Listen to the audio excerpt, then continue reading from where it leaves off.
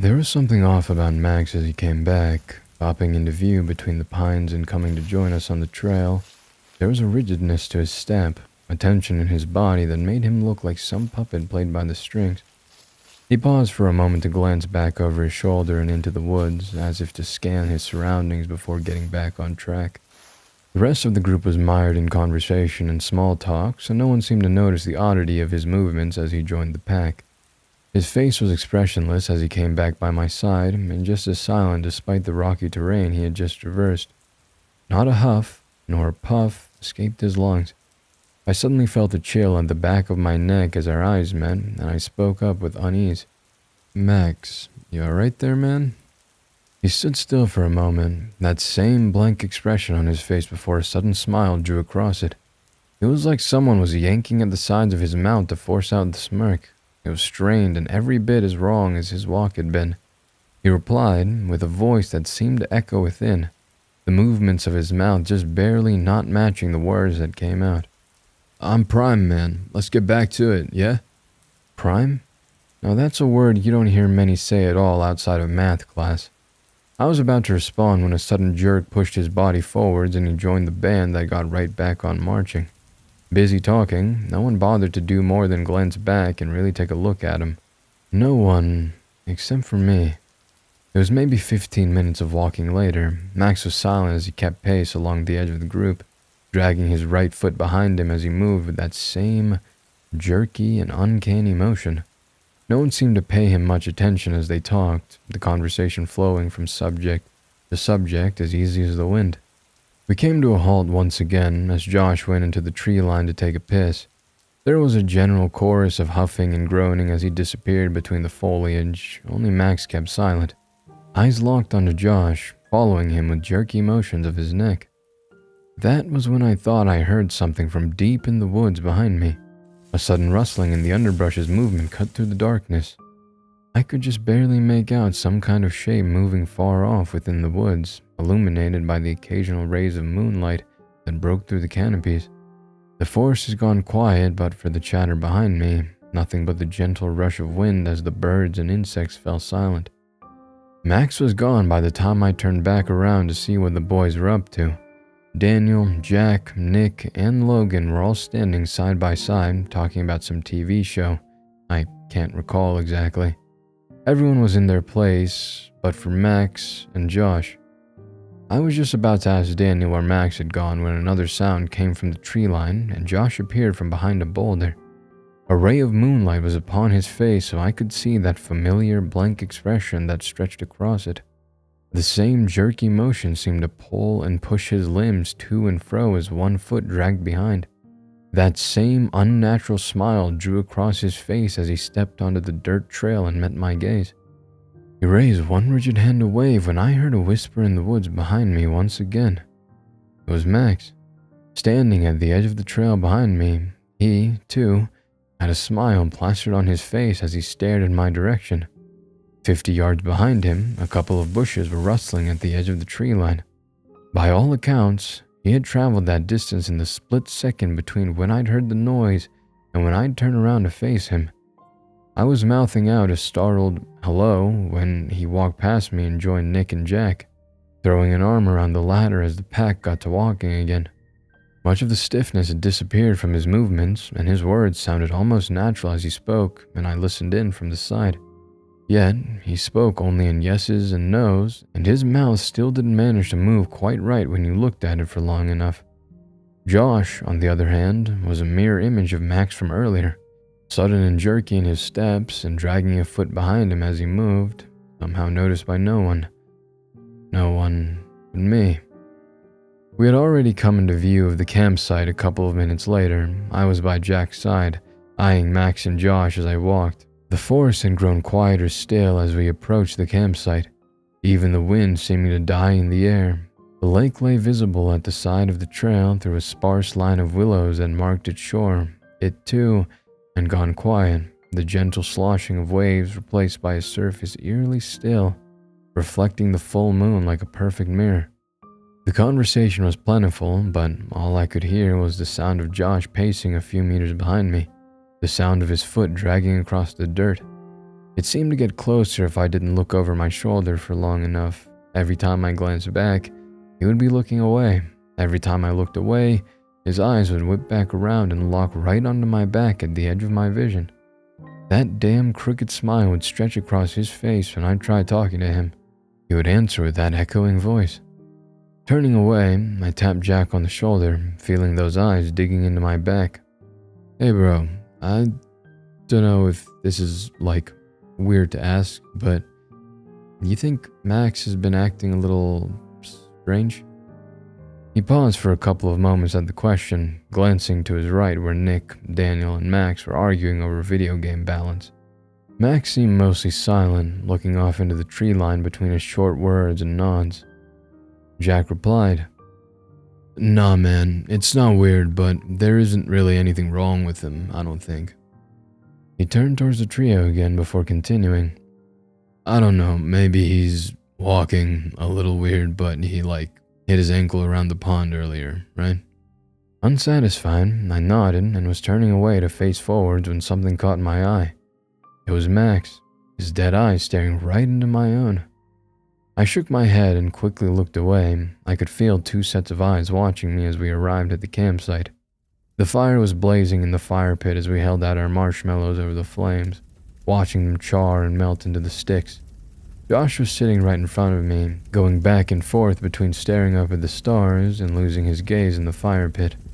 To my left, there was Max, eating his marshmallows with sudden, fierce bites as if it was raw meat and not fluffy sugar he was biting into. All around, the boys were tired from a long day's march, huddling around the fire in a cozy and intimate kind of silence. Unaware of the strangeness in the air, I broke it by addressing Josh. Yo, dude, you remember that time we snuck a raccoon into the admin's room? When was that shit? I gave a tiny pause, pretending to be trying to remember as I waited to see if he would say something. It was 2 weeks or something before the midterms, right? He softly nodded his head yes, looking up from the fire with that creepy smile. I continued. Who was that guy they pinned it on, anyways? They said they'd seen him on the security camera snooping, quote, around the time of the crime, end quote, or some bullshit like that. I smiled at him between sentences, and he mirrored it, his uncanny smirk widening to match my own, mechanically, as if on a prompt. What was his name? Oh yeah, it was Tony Elkins, that Indiana kid. Giving a forced chuckle, he repeated after me. Oh yeah, it was Tony Elkins, that Indiana kid. I gave him one last smile before turning away to pretend to look at the lake. Really, I was facing away to hide the fear that I felt creeping up from my stomach and into my face. There had been no raccoon incident, and there certainly hadn't been no Tony Elkins from Indiana. I finally let myself admit the gut-wrenching truth. Whoever was sitting across from me was not my friend Josh, and whatever was pretending to be Max was not really Max.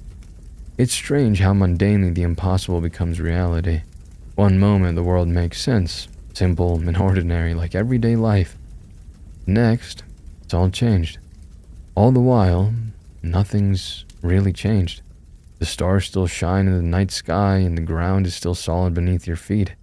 Yet really, it all has. Suddenly, there's just a little more to everything, a secret to every corner. Suddenly, there's no end to the universe. I caught Josh's eyes staring into me when I turned back, eyes that were like two black holes piercing through the dancing flame between us. Daniel, Nick, Logan, and Jack were all calmly eating their marshmallows, unthinking and hazy like in a dream. They were all talking of games and girls, of schools and jobs. None of them saw the silent panic in my eyes. I then turned my attention towards Max. His marshmallow branch was twisting in his hand in a jagged motion. His fingers were both snappy and completely lethargic in their movements, clumsy like a left hand trying to write. His marshmallow was a melty, gooey ball of sugar as he lifted it straight out of the fire and popped it into his mouth. I'm pretty sure I heard the spit in his mouth sizzle on contact. He made no reaction. Watching him chew on the marshmallow, I noticed that his stubble was gone. His face, shaggy and unkempt mere hours before, suddenly spotless. I looked down to see that his arms were just as bare in the shine of the flame. I noticed something else that sent shivers down my spine. His skin was wrong. It looked like plastic, pulled taut over his bones. There was a matte finish to his flesh, almost sanded over, that was unlike any person that I'd ever seen. His skin was rubber. Despite myself, I reached forward to touch it, my arm trembling as silence seemed to weigh down on everything. My fingers brushed past his forearm. He felt like spandex against my touch, stretching like gum beneath my hand. Looking up and meeting his gaze, I saw the hollow of his eyes, a darkness in his pupils raging inside, about to burst open into a dark flame. I think I saw tremors starting on the arm I was touching, something akin to an earthquake approaching from within when Nick interrupted. "Well, you ladies have fun and enjoy the fire. I'm gonna head out and gather some more firewood." Max's arm was pulled away when I turned back around, his eyes suddenly calmed, staring into the stars. I watched Nick slowly walk away from the fire and into the tree line, lit by the somber moonlight. Panic raged through me as I watched him disappear into the woods. In a sudden motion, I grabbed the flashlight and shot up to my feet. "I'm gonna go take a piss, you guys. Try not to miss me too much." The eyes of Josh and Max watched me as I first went behind a boulder at the edge of the campsite and then followed Nick's entry into the woods. You don't really understand the darkness that lurks within forests at night until you've seen it with your own eyes. Under the cover of canopies, it starts getting dark the moment the sun descends onto its afternoon arc. The air shifts suddenly as the shadows grow long and crooked. It is practically night around 4 p.m., and it only gets darker from there. By the time the moon is out and shining, the forest is a pitch black that flashlights can scarcely even shine through. The branches of the trees are like a deep ocean as I looked for Nick, swallowing the flashlight's glow so it reached only a few yards ahead. I was following the faint sound of footsteps that echoed from somewhere in front of me. I pursued the noise silently, not daring to call out to my friend as the weight of the forest silence seemed to bear down on me. I had been walking for maybe only a minute, but it felt like hours in the maze of the trees. That was when I heard it. "Help!" A voice called out meekly from a clearing that opened up before me. It was Max's voice, repeating that same word over and over again like a broken record, identical each and every time. I approached the edge of the clearing where I saw Nick. He was maybe 15 meters to my left, walking on the grass towards the opposite side of the clearing from where the pleas echoed. "Help!" The voice called out one last time as the pleading came to a stop. The air seemed to hold its breath as the forest skipped a heartbeat and everything stood in silence. Nick came to a sudden halt in the middle of the clearing, staring, straining his eyes to see something at the edge of the tree line. The quiet stretched on as dread built up in my guts, a hollowness from deep within as my subconscious prepared for something terrible. It was a man in khaki shorts and a red t-shirt that appeared. The moonlight was cast upon his face, its face. Its head, really, for it had no face. Featureless and smooth like rubber, he had the synthetic no face of a mannequin. He raised an arm, jerking it with the suddenness of a string that had snapped. He waved so snappy in its motion that it felt like my eyes were skipping frames. He put one leg forward and then another, moving in a broken motion that could scarcely be considered walking. Nick was frozen in place, as was I, watching the thing approach my friend, 10 yards away, and then 9, 8 yards away, and then maybe only 7. The creature seemed to move in slow motion, an inevitable calamity. It grabbed Nick by the shoulders and my friend suddenly seemed to break away from his trance. He struggled against the thing's grip, but it was to no avail. It held him in place effortlessly with one hand, clasped over his shoulder like an iron vise. That was when Nick started screaming. They were distorted, horrible shrieks as his shoulder blade crunched between the creature's fingers. His head whipped around frantically, eyes wide with terror as he looked for anything that could help him. His eyes met mine as his face spun in my direction. He started shouting in between his wails of pain. "Matt! Matt!" That was when the creature clasped its other hand over his mouth. His shouting and screaming fell to a muffled murmur as it forced Nick to face itself. He struggled, jerking his head left and right, trying to avoid its gaze. Yet, slowly, the creature made him look. Nick tried to clench his eyes shut for a few moments, hoping against everything that it would all just go away. The thing patiently waited, its no face staring into him as he finally opened his eyes. I saw a crease forming at the side of its head then, running from ear to ear as something shifted underneath its latex skin. The crease slowly opened up as the top and bottom of the mimic's head separated. A gaping maw appeared, revealing an abyss surrounded by rows of iron teeth protruding up from its charcoal gums. That's when Nick started screaming again, his wails growing louder, breaking through the creature's clasped hand. His eyes widened, as did the thing's mouth, growing as large as golf balls in his panic. His legs shook down below and kicked away at the thing, powerless to do anything as its iron grip held him in place. All the while, the thing's mouth just kept widening. It had just about split its head in two when it came to a stop with a springing click. The world, once again, seemed to skip a heartbeat right then. All was silent for a moment like the stars above. I could see that the abyss inside was lit up.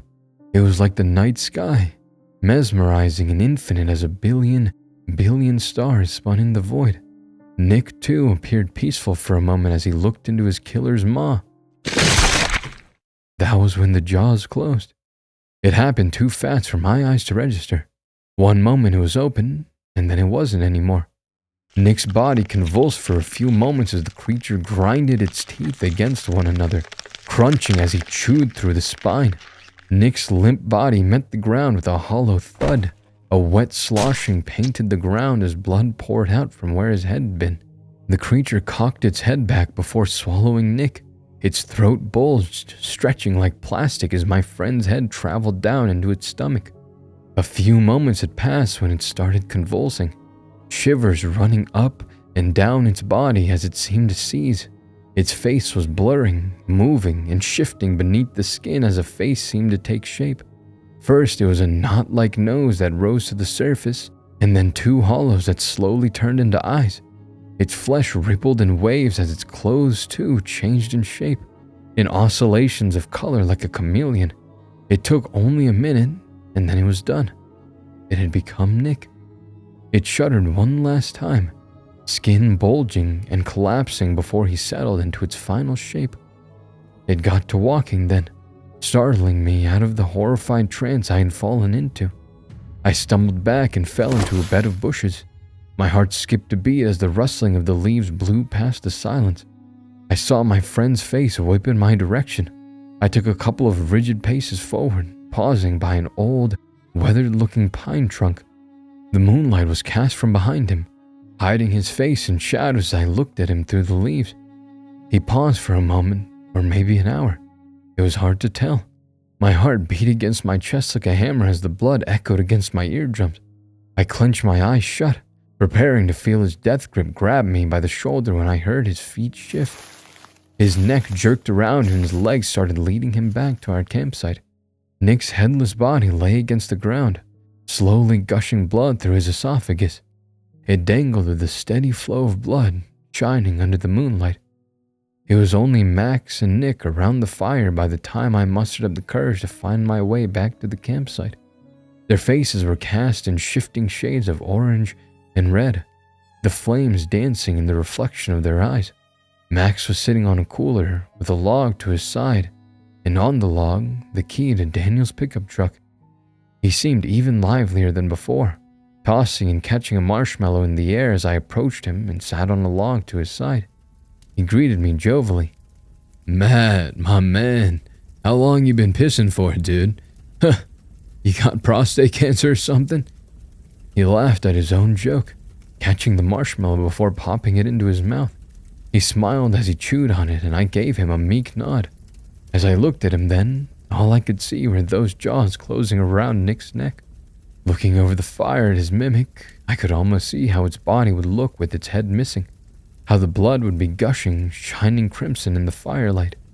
Forcing myself to look away, I swallowed hard before turning towards Max and speaking up.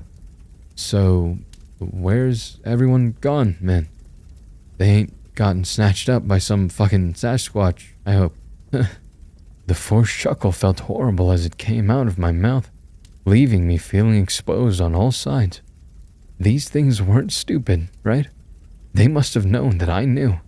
They were just toying with me, leading me along until a jaw would suddenly close around my neck. Matching my chuckle, Max laughed. Nah, man. Josh just took them over to gather firewood. He looked over to Nick. Big guy over there apparently came up with nothing. Nick looked up from the fire, his face stretched with that uncanny smile. Yeah, man, my bad. They'll find some for sure. The silence hung in the air again as chilly winds washed ashore from the lake. Staring into the fire, I could see them eyeing one another with furtive looks. In between the cracks of the fire, I thought I could hear silent mutterings coming from their mouths. Strange clicking sounds unlike any human language. I felt exposed, like a lone tree atop a windswept hill. Death blowing around me with the wind, surrounding me from every angle. The firelight was shining on the metal of the keychain, dancing and tempting. Fear felt tight at the back of my throat like a scream that wanted to escape. I pushed it down and got onto my feet. I'm gonna get myself a Coke from the car. You guys want anything or nah? Nick's head snapped up as I walked behind Max, eyeing the keys to his side. I was reaching down to get them when I felt him grip my arm.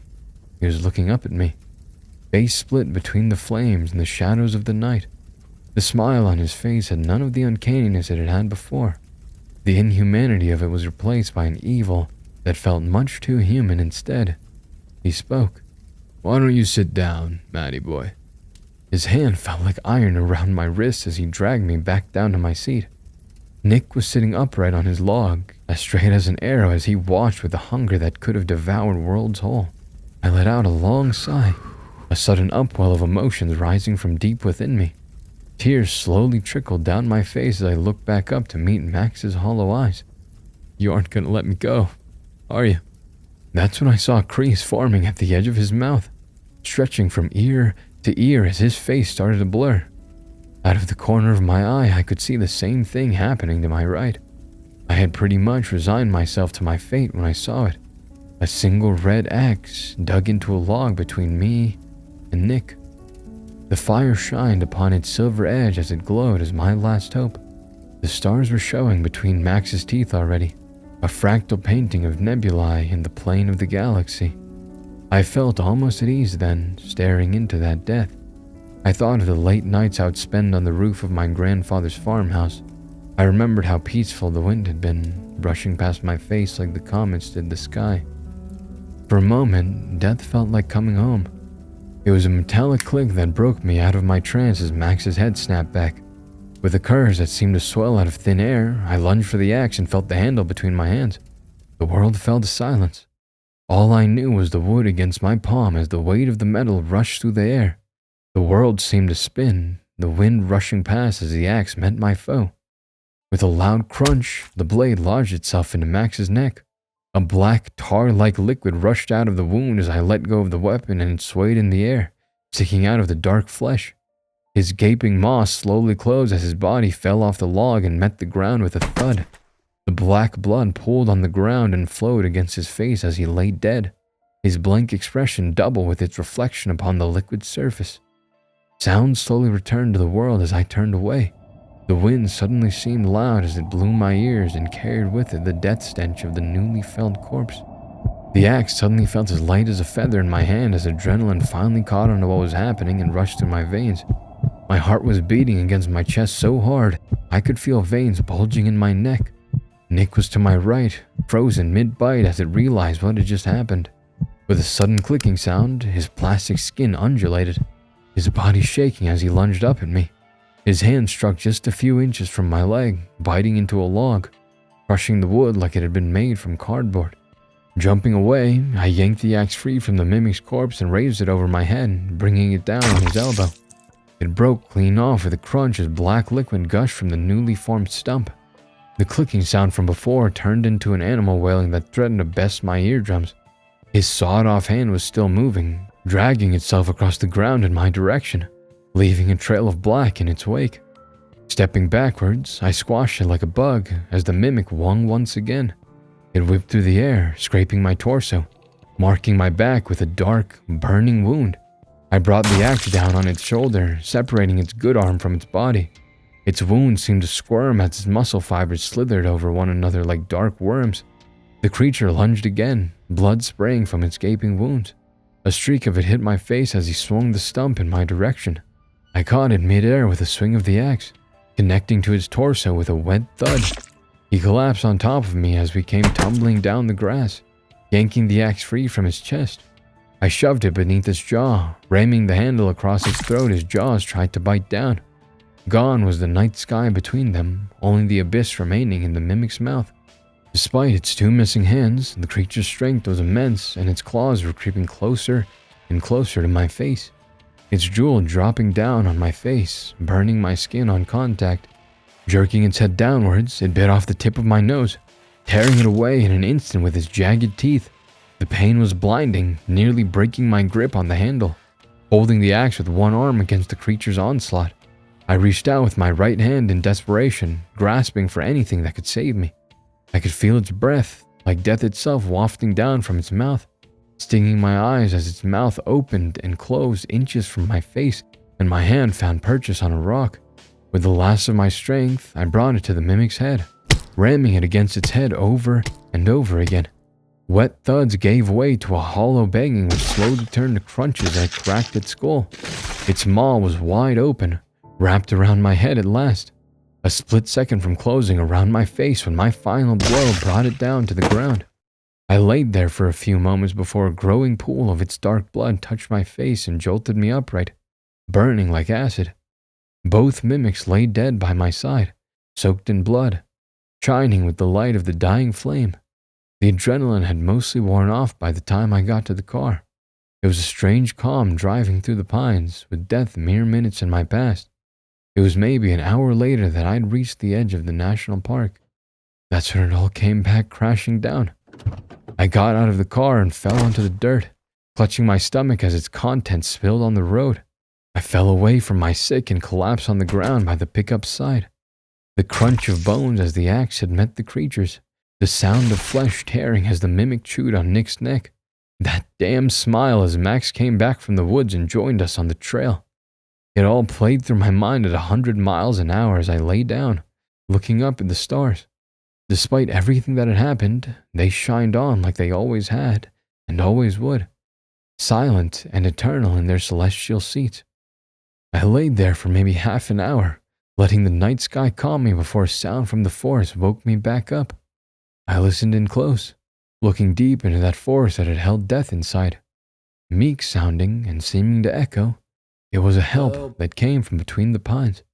A moment later, the sound was multiplied all around me as the forest boomed with noise.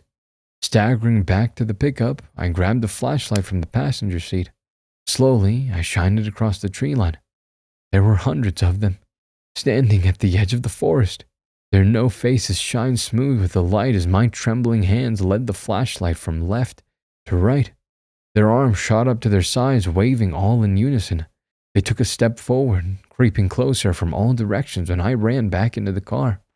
I heard their steps coming closer and closer as I fumbled with the keys against the ignition. I pressed down on the gas with all my might as the engine roared to life. I drove away, on and on and on that night. The sun was poking up from between the mountains as I pulled into a motel. I had survived. It's been years now that this tale has been in my past. Sometimes I'll see something out of the corner of my eye as I'm driving on the interstate. Maybe a meek voice from between the pines. Maybe it'll be just in my head, but I know to look away and drive on. If there's anything you take away from this tale, let it be just that.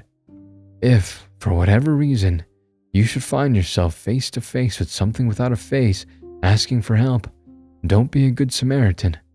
Just walk on and away. Walk on, and you may just live to tell the tale.